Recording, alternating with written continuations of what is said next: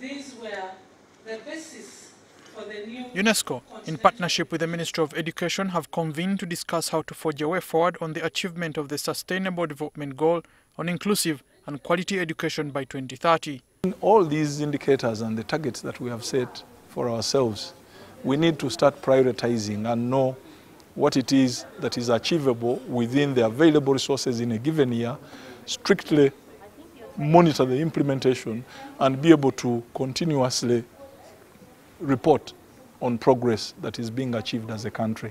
So we felt that there was a gap since the launch in 2015. Some members have been transferred, we have others on board, and then there are those who are not very keen. They still talk about the last 15 years when we were in the FR era.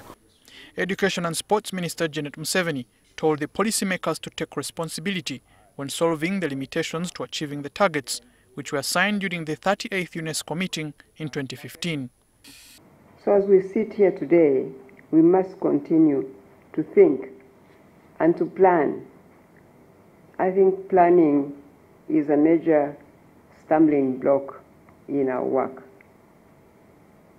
because a lot of what we don't do comes about because we don't plan in the first place. What requires now for us to go forward is real strategic thinking, strategic planning, and strategic action. The agenda to provide meaningful education from childhood until a person acquires a job or creates one is expected to help in reporting the progress of attaining education for all. Right now, we do realize that over 10,000 disadvantaged students are not able to access higher education.